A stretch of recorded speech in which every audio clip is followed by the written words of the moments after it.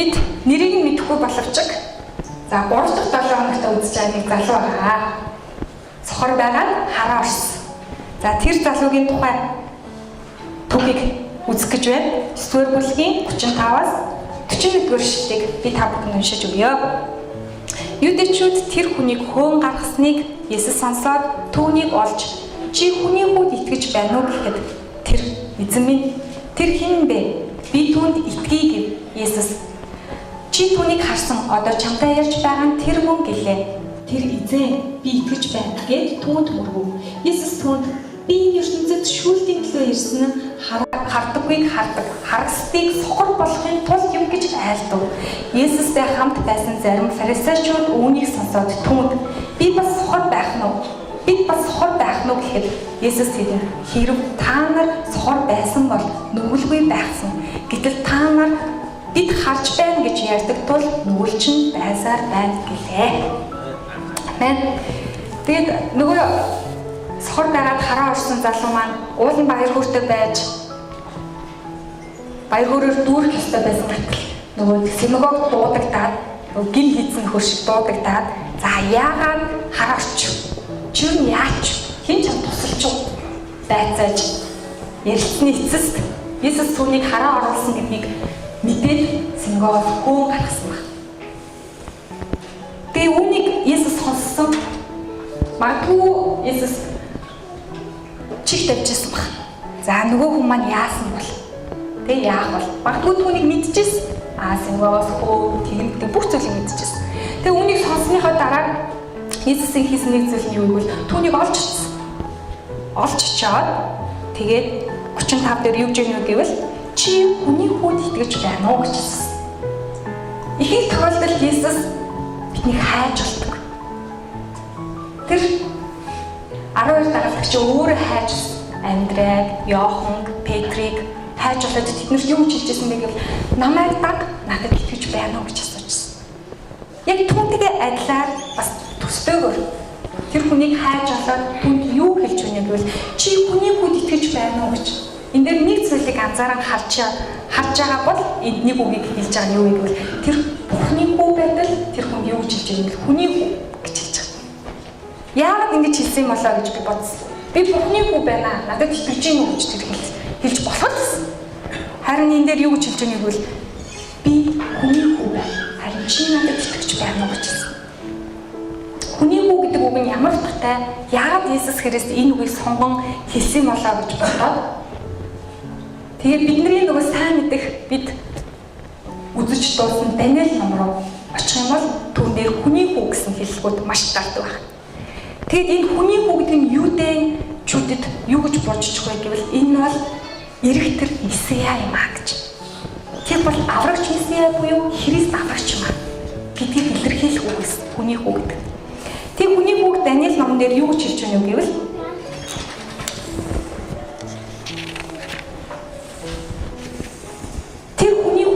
бөгөөд түүнд эрх мэдэл, яруу алдар, хүч чадал өгөгдсөн. Түүний ноёрхол, үрдийн ноёрхол бөгөөд өнгөрөн отохгүй. Түүний хаанчлал устдахгүй хаанчлал юм гэсэн мэт. Даниэл 7-р бүлэгтэр. Тэгээд тэр хүний үг бусад хүмүүс Есүс Христийг хараад юу гэж хэлж байсан бэ гэвэл 1-р бүлгийг, Иохан 1-р бүлгийг харах юм бол түүний үг. Тэр бол амийн үг юм. Тэр бол гэрэл юм. Бас юу гэж хэлж байсан бэ гэвэл түүнийг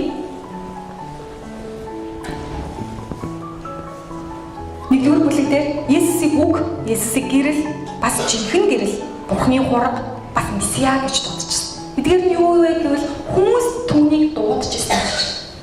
Харин Есүс Христ өөрийгөө юу гэж энгийнээр хэлдэг байсан бэ гэвэл би бол хүний хүү юм аа гэж. Харин энэ хүний хүү гэдэг нэр нь юутай утгаараа сайн тавд хэлсэн тэр аврагч Месиаг зөвгөнөг хэлсэн тэр үгс. Түүний хаанчлал устдахгүй маа. Тэр бол мөнхөд хаанчлал, тэр хаанчлал юм аа. Тэгээд тэр үгийг би чи хүний хүүд итгэж байна уу гэхэд тэр эзэн минь тэр хинбэ би түүнд итгэе гэсэн. Магадгүй тэр сохор байгаад хараа орсон тэр нэгэн хүний хүү гэдэг үгийн утгыг сайн ойлгодог нэгэн байсан. Есүс Христ биднийг хайж олж чад. Биднэрт эзэн энэ чи хүний хүүд итгэж гин үү? Чи Есүс Христэд итгэж гин үү гэж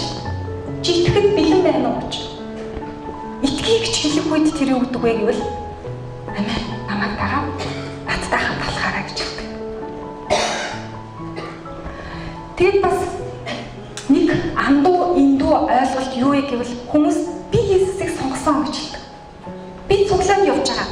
Би Есүс Христийг сонгосон гэж ярих олонтой байдаг. Би Бурхныг сонгосон байхгүй гэж. Үнэн дээр тэр таныг олж чинь сонгосон юм шүү. Тэгээд биднээс нэг зүйлийг шаарддаг, итгэлийг шаарддаг. Би өнөөдрийн сургаал дээр харагддаг бүх зүйлс үнэн биш ээ гэж хэлсэн. Бидний харагддаг бүх зүйл үнэн биш байдаг. Харин Есүс Христ биднээс юу хүсдэг вэ гэвэл харагддаг мөртлөө бүх талбарт итгэх итгэлийг биднээс хүсдэг. 37-д чи түүнийг харсан. Одоо чамтай ярьж байгаа нь тэр хүн гэлээ. Тэр хүн тэр сохор нэр Есүс Христийг анх хэмээг үл зүгээр нэгдээдэг. Одоо ямар нэгэн хүн байна гэж бодсон боловч дараагийн тэр иш үзүүлэгч гэж бодсон. Харин дараагийн тэр юу гэж бодож байгаа вэ? Энэ нөгөөнийг зөвнөлөөр ирэх Месая мөн байна гэж тэр итгээд одоо түүнд итгэлээ тавьж байгаа. Тэр харсан. Бас түүнийг сонссон. Харин Есүс нэг гайхалтай зүйлийг түүний даалгавч Томас хэлсэн нь юу вэ? Харахгүйгээр итгэсэн нь ерөөлтэй гэж хэлсэн. Харахгүйгээр надад итгэж намайг дагаж байгаа нь илүү ерөөлтэй гэж хэлсэн. Тийм болохоор энд сууж байгаа та бүхэн Есүс Христэд итгэлээ 100% өгсөн та бүхэн ерөөлтэй нэг. Тэр үеийн хүмүүс Есүсийг харж ирсэн мөртлөө итгээгүй хүмүүс асар олон байсан. Түүний загламай дээр үгээд амьсны дараа Томас гэдэг дагалдагч нь түүний бүр 3 дахь ормыг нь гэж гараа хүрч үзээд түүнд ирсэн. Тэгэд түүнд хийсэн нэг зүйл нь юу гэвэл Томасаа чи надад хүрээд итгэлээ. Намайг амьд байна гэдгийг харин намайг хараагүй итгэх нь тэд илүү ерөөлтэй юм аа гэж хэлсэн. Итгэл бол яг л ийм зүйл. Харагдахгүй байгаа зүйлдээ итгэж найдах. Бурхныг бид олонх нь хараагүй. Бурхныг яг тийм дүр төрхтэй гэж харсан хүн байна уу? Ховор магадгүй. Тэдний зүүдэнд магадгүй Бурхан илчлэлээр өөрийгөө харуулсан тохиолдлууд олон. Гэхдээ түүнд итгэлээ тавьсан, түүнийг даган дуурай гэж хэлсэн. Тэр нэгэнд тэр үргэлж хөрөөл бэлхэн дүүр нэр хүч. Ойр миний зүрх сэтгэл нэг жаахан өндөр бодрогдсон зүйл нь юу гэвэл би өөрийгөө их голж хэлсэн. Тэгээ голоод маш олон зүйлийг бодоод ингээд бодож эхлэхээрээ миний хотод өвддөг. Тэгээ хотод өвдөхөөр яадаг вэ? Юм гардаг. Нөгөө гарсны маа харахаараа тайм боддог гэж үргэлжлээ. Тэгээд хотод маш их өвдөөд тэгээ ийм маань юу гэвэл шууд зарим үед өвддөг. За би яг ийм зүйлийг хийж чадахгүй, ийм сул дорой нэг юм бэ гэж. Өсвөрийн цуглаанаа заримд хийхэд төгтөг болчихсон. Юу гэвэл нөгөө хүмүүстэй ойлголцох байгаа юм шиг нөгөө хүмүүс маань надаас юу хүсэж байгааг би мэдэхгүй. Тэг ингээд өсвөрийн цуглаан хийхэд нэг л төгтөг болж гисэн. Тэг өөрийгөө голсон. Зарим сургаал заасны дараа хинч ойлгосонгүй дээ гэсэн бодол төрж яг энэ чинээс ингэ боддог. Тэгээд өөртөө маш их ингээд жоохон хүнд хэцүү гэдэг нэг мэдрэмжүүд төрөөд ингэж эхлэх үед яг Бурхан надад энэ сургаалаар дамжуулан чи надад итгэдэггүй туулаа гэж надаас чи надад итгэдэг юм уу гэж. Чи ямар талбарт надад итгээд ямар үед надад итгэхгүй байна вэ гэж.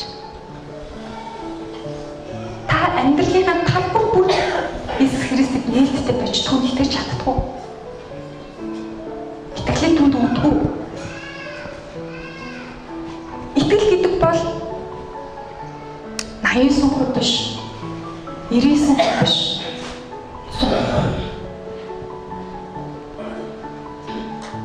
Тийм учраас биднээс танаа Есүс Христ чи надад итгэж гин үү? Чи хүний хүнд итгэж гин үү? Итгэхгүй гэж үргэлж асуудаг. бид нар үргэлж амен гэж хэлж ямар ч амьдралын нөхцөл байдал мэдрэмжинд хөтлөгдөг биш. Би нэг хэсэг маш их мэдрэмжиндээ хөтлөгдөж за тийм Бурхан надаар дамжуулан хийж байгаа тэр зүйлийг би өөрөө хийж байгаа юм шиг болж Бурхан надаар дамжуулан хийх зүйлсийг би өөрөө хийх гэж оролдож дараад нь шантарч Бурхан хийгээд орхисон байгаа тэр зүйл рүү хараад яана гэж санаа зовж санаа алдах. Энэ бол итгэлгүй байдлын хамгийн том жишээ. Би дотроо Иесус Христэд би 100% итгэдэг гэж хэлдэг мөртлөө өөрийнхөө Бурханы хийхийг хүсэж байгаа тэр зүйлд зай тавьж өгөхөөсөө болоод надад иржсэн тэр мэдрэмж. Ганцхан энэ мэдрэмж одоо юу гэдэг ганцхан надад биш л бус хүмүүс бүгдээрэнд нь байдаг гэж бодож байна. Ямар нэгэн зүйл тулгах үед итгэлээр даван тулах уу? Эсвэл өөрөө шийдвэрлэх үү гэж.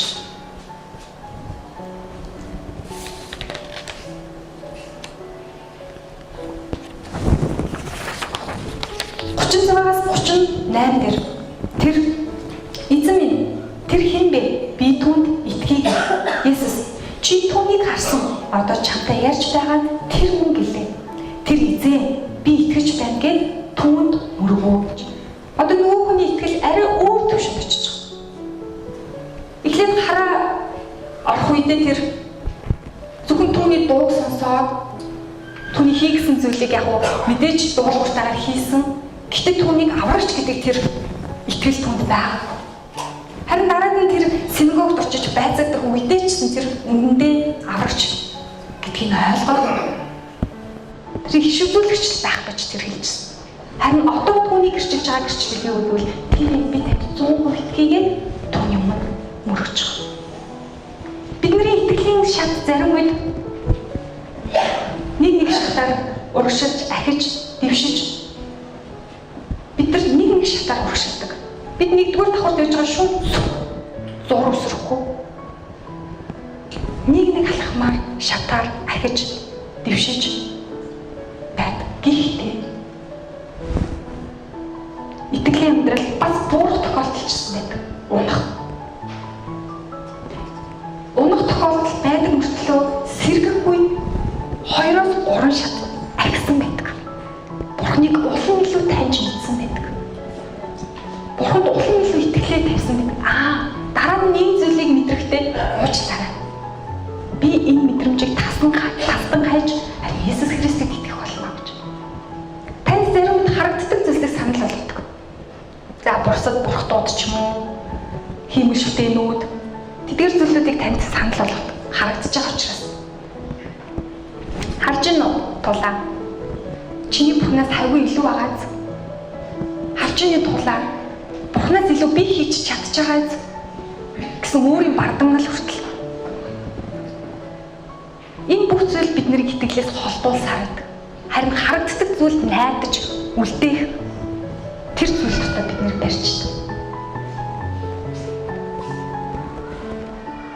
Тэгээд сохор хүн миний бодлоор итгэлээ ахиулж түүний өмнө түүнтэй хамт алхахыг гэсэн тэр шийдвэрийг яг одоо ингэ гаргаж байгаа.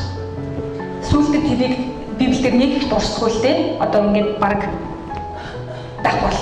Гэхдээ түүний амьдрал Иесус Христэд итгэх тэр итгэлээр улам бүр ахаад түүнийг дагчихсан. Түүний амьдрал маш том өөрчлөлт гарсан. Маш том эргэлт гарсан. Тэр сохор байсан хараа орсноос гадна сүнсний хувьд сохор байсан нүдэнд нээгдэж ирсэн.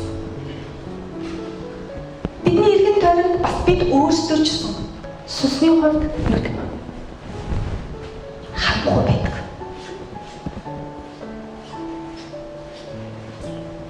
Сүнсний хувьд сохор, сүнсний хувьд харахгүй байгаа тэр нэгэн Бурхныг илэрхийлж Бурханлоо ойртож чадахгүй. Яг л тэр түүнийг харж чадахгүй сүнсний хувьд. Бид зарим үед мэдрэмжтэй найдаж, бид зарим үед мэдрэмжтэй хууртаж бид зарим үед мэдрэмжтэй хөтлөгдөг үед тэр сүнсний хараагүй байдал биднийг борхиж идэг. Үргэлж дотор минь юу гэж хэлж байгааг бол бурхан чамд туслахгүй байгааз бурхан байхгүй шүү дээ. Чи бурханд найдад хэрэггүй гагцгүй өөртөө найдаг.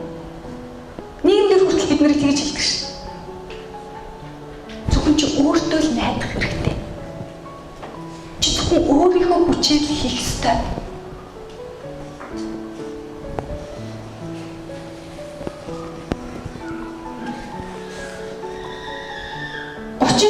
Дээр Иесус үнд би энэ ертөнцид шүүлтийн төлөө ирсэн нь хардаггүйг хардаг, харгастыг сохор болохын тулд гэж айлтваа. Иесус Христ энэ дэлхийд ирсэн нэгэн зорилго нь юу вэ гэвэл тэр шүүлтийн төлөө энэ дэлхийд ирсэн. Гэхдээ түүний ирсэн хамгийн гол зорилго юу вэ? Шүүлтэл үү? Түүний ирсэн хамгийн гол зорилго юу вэ?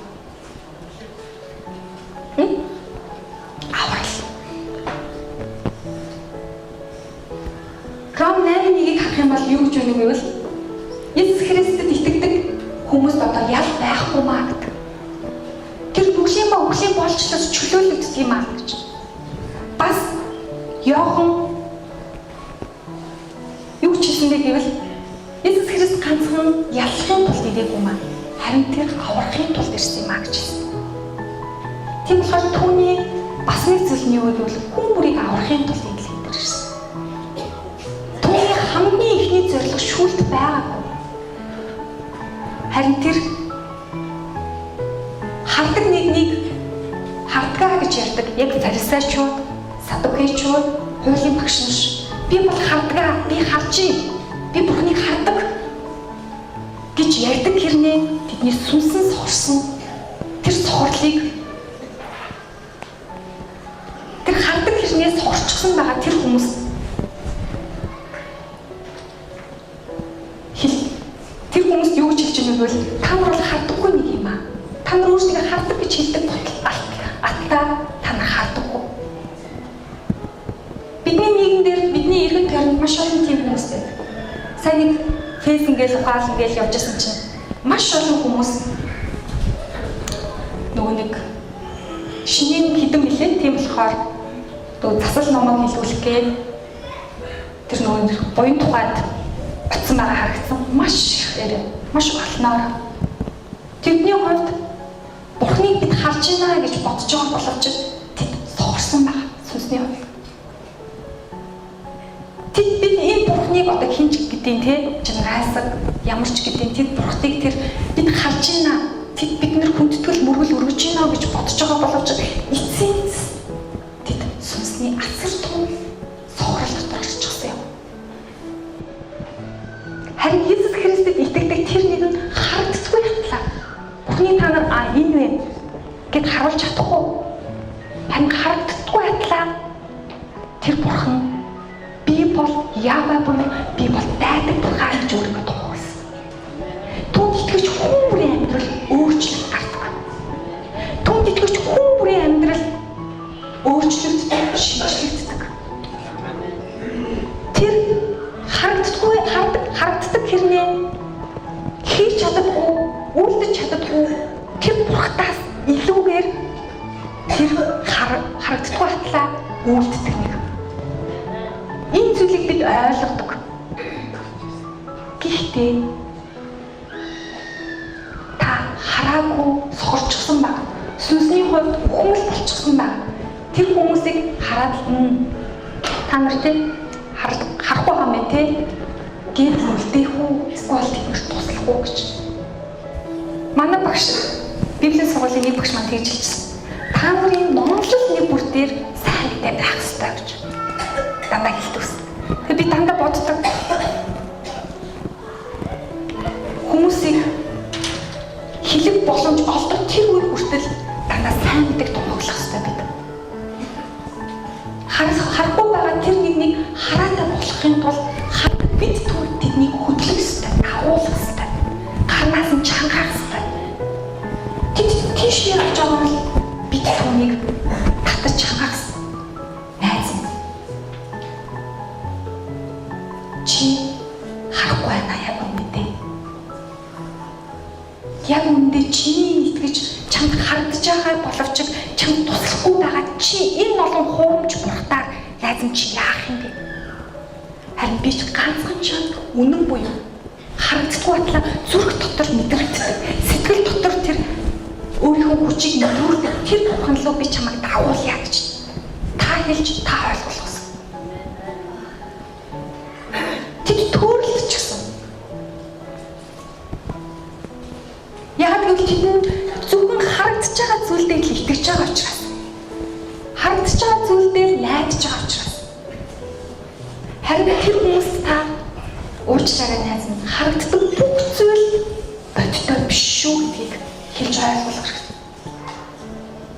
Харагддаг бүх зүйл үнэн биш.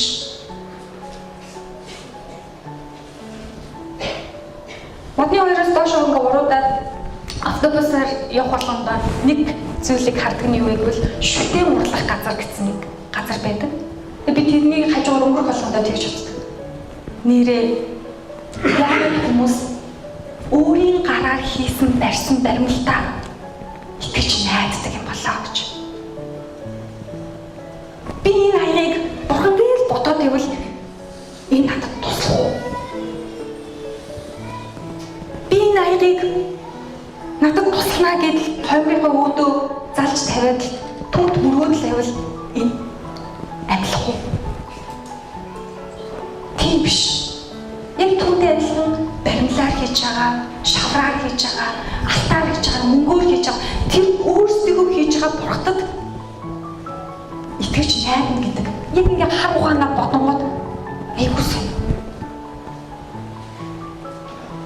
Тийм болохоор бид тэр төөрөлдөж гисэн юм. Иесус Христийн яг хэлсэн тэр харахгүй байгаа, сүнсний хувьд сохорчсон байгаа тэр хүмүүс рүү хараатай та бүхэн очооч гэж. Бид очих ёстой. Хэлэх ёстой. Ярих ёстой. Дагуулах ёстой. Тэгээд Иесус Христийн ирсэн өөр нэг зүйл нь юу вэ гэвэл тэр шүүлтийн төлөө ирсэн. Түүний хамгийн ихний хийх ёстой ажил бол аврал.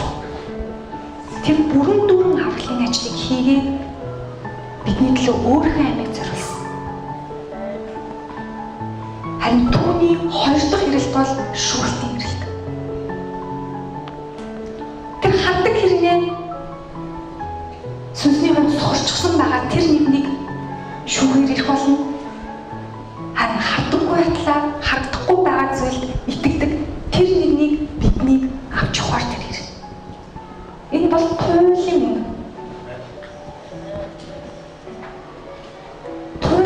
Зүйл учраас бид энэ газар суухдаа тийм ээ бурхан намайг авч явах юм байна.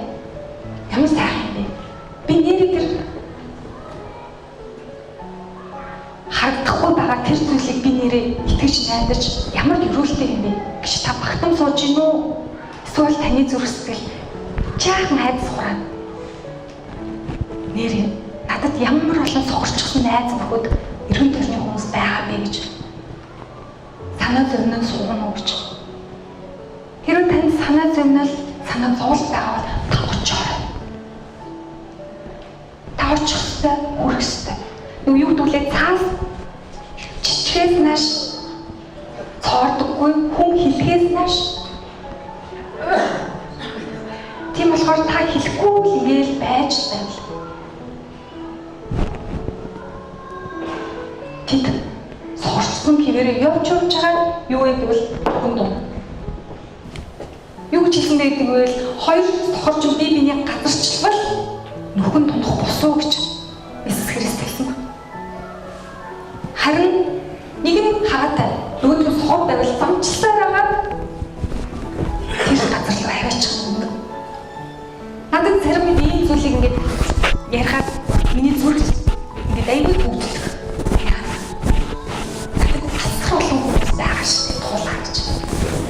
Миний хайлт асар олон хүмүүсийн нүдээр сорчсон байгаа шүү дээ. Тэгээд ингээд нөгөө хум за усны амтдаг ингээд харахад бэкинг гэх амар амар тайван байдаг тийм. Ингээд амар гоё ингээд явж. Яг усанд орох ингээд харах юм бол хөлөг. Ингээд ингээд 50 юм шиг боловч яг энэ зүйлийг яг зүрх айцар дүр яа хийх ажил юу шиг байна даа гэж. Тэгээд сая цагаан сарын амралтаар гэрте очиж ах дээр очиод манай ахыг нэг юм загстай байхгүй юу? Тэг ингээд загсыг ингээд хараад байгаас чинь 3 ширхэг загстай. Тэгээд дөрөвдөг нь болохоор нөгөө гурыгаа амьд байлгахын тулд амьдэрдэг загс. Яг үгүй гэсэн чинь тэр хав гар өнгөтэй. Тэг шил цэвэрлдэг инээг өөрх. Өстөстөө нэр цэвэрлээд гэл цэвэрлээл. Тэг нөгөө хийдэг нөгөө гурыгаа баасыг иддэг. Тэгээ ерөөсө баасаар нь л амьдэрчдэг. Тэгэл ингээд шил цэвэрлээл явчихсан. Тэгээ надад зүгээр тэр зүйл ингээд бодсон чинь нэг зүйл санаанд орсон юм бол Есүс Христ яг бидний төлөө яг ийм зүйлийг хийсэн бахаа гэж. Биднийг амьдруулахын төлөө тэр өгсөн. Бид амьд байхын төлөө тэр амьдлуулагдсан. Түүний хийсэн бүх зүйл нь өөрийнхөө төлөө юусоо байгаа. Харин хий төлөө хийсэн бэ гэвэл бидний төлөөс.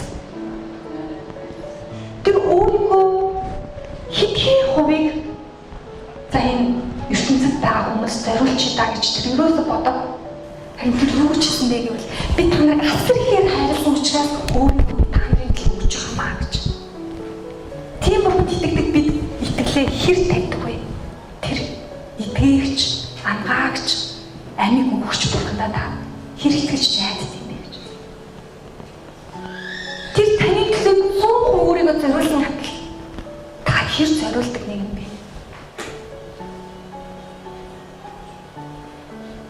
Би Есүс Христийн төлөө бүх зүйлээ зориулнаа.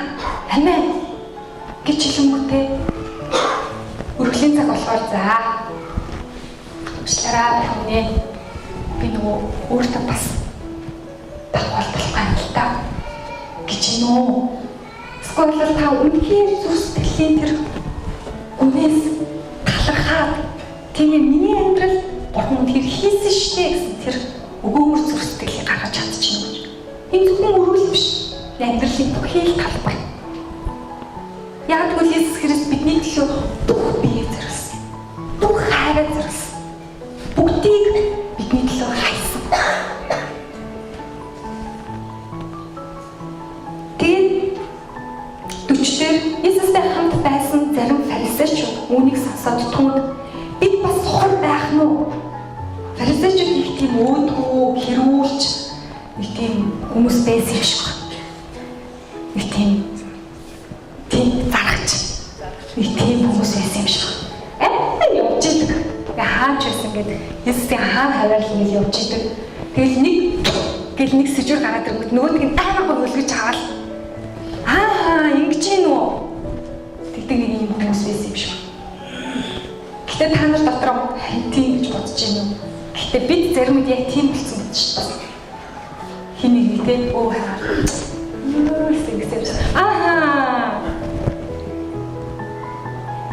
Тийм өөдөгч, өөлөгч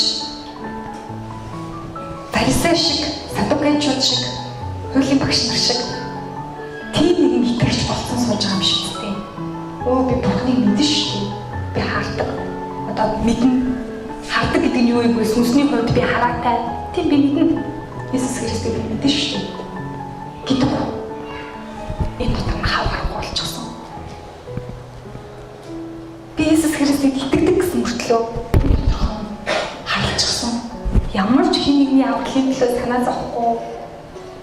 Өөрийнхөө авралын төлөө санаа зовхгүй. Библи хайж уншдаггүй. Залбирдаггүй. Зүгээр л хийдэг нөгөө нэг татал зуршил болсон бүтэн сайнны 11 цагаас 1:30 хооронд цуглаан байдаг. Гэт ирээд ингэ суугаад гараад ингэ явж байгаа. Тийм нэгэн тэгээд ингэ орж ирээд нөгөө Батул пастор хэлчихсэн шүү дээ. Хойгоор хайцаас суудаг. Тэгээд нэг болохгүй. Өнөөдөр пастор ямар ч сонин хувцсч вэ? Ямар ч сонин харагдаж байна. Энэ туул өнөөдөр ямар сонин юм гомлоод байна. Ингэж биш дээ. Энэ биш. Энэ Библийн хэсгийг харах юм бол энэ биш юм да.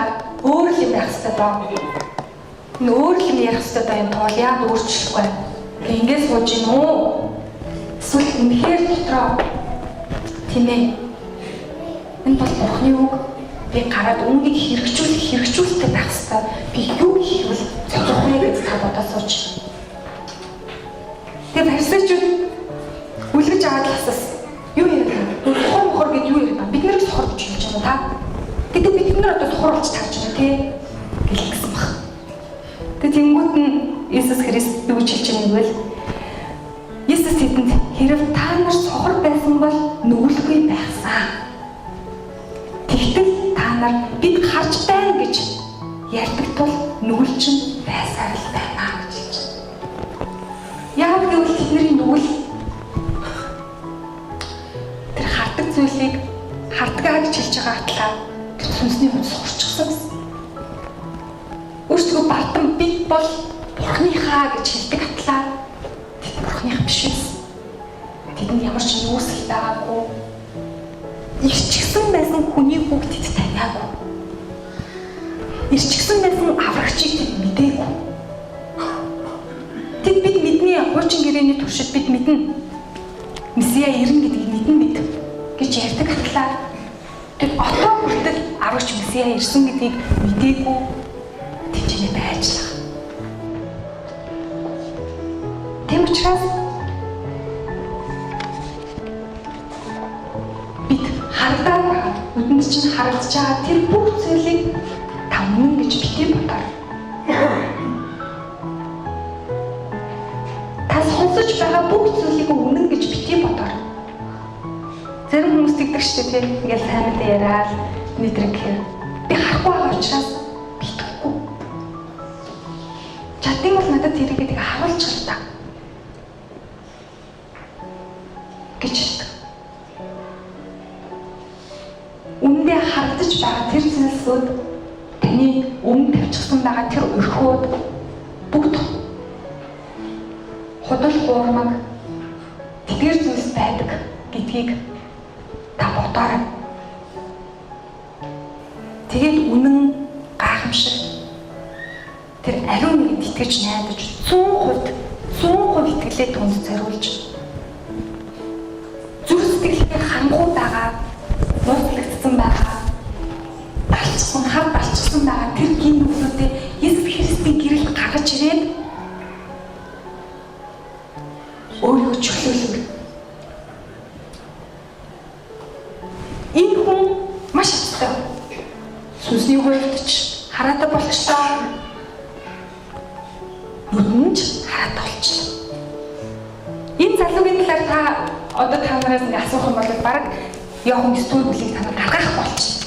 Үнийг үү ямар утгатай юм бэ? Даниэл тэрийг хэлчихсэн аахгүй юу? Гэт. Тэр бол Месиа зөвхөн мөнгөс байсан юм аа гэдэг. Цаашлаад хардаг хоёрын ялгааг та нараа мэддэг бол.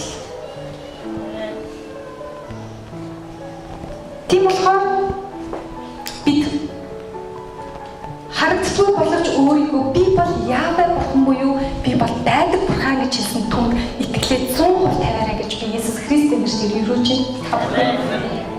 Тэгээ та шийдвэр гаргаарай. Та ганцхан хардаг болоод зогсох бус. Харахгүй байгаа. Мэдрэхгүй байгаа. Тэр нэгнийг та чангаагаад